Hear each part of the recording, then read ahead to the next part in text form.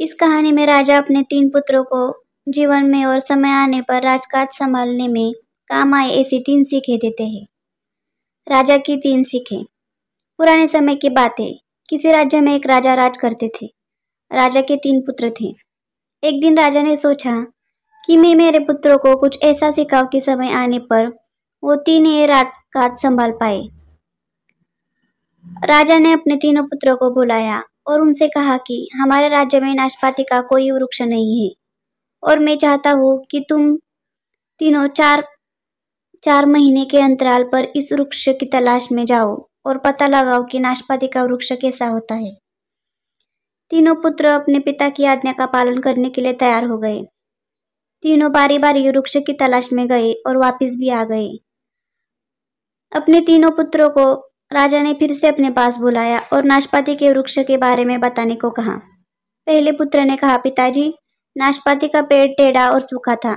तभी बीच में दूसरे पुत्र ने कहा, अरे नहीं, नाशपाती का पेड़ तो हरा भरा था, लेकिन उसमें सिर्फ एक कमी थी कि उस पेड़ पर एक भी फल नहीं लगा था।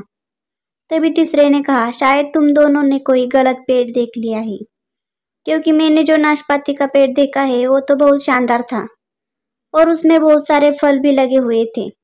अब तीनों पुत्र आपस में अपनी अपनी बात को लेकर झगड़ रहे थे। तभी राजा अपने सिंहासन से उठते और बोलते हैं, पुत्रों, तुम्हें आपस में झगड़ने की कोई जरूरत नहीं है, क्योंकि तुम तीनों ने नाशपाती के वृक्ष का सही वर्णन किया है। तभी वे तीनों ने कहा, ऐसा कैसे हो सकता है? राजा ने कहा, मैंने जानबूझकर तुम तीनों को अलग अलग मौसम में वृक्ष खोजने भेजा था और तुम लोगों ने जो कुछ भी देखा वो उस मौसम के अनुसार था। राजा ने कहा, मैं तुम तीनों को इस अनुभव के आधार पर 3 सीखें देना चाहता हूँ।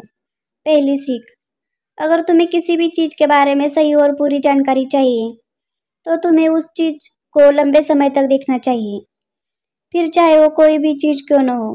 दूसरी सीख, जैसे हर मौसम एक जैसा नहीं होता और वृक्ष मौसम के अनुसार सूखा, हरा भरा या फलों से भरपूर रहता है, वैसे ही मनुष्य का जीवन भी एक जैसा नहीं होता।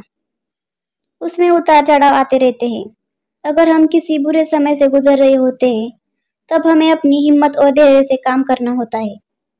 तीसरी सीख, हमें हमेशा अपनी बात को सही मानकर उस पर अड़े नहीं रहना चाहिए, बल्कि दूसरों की बातें भी सुननी चाहिए और दूसरों को भी जानना चाहिए।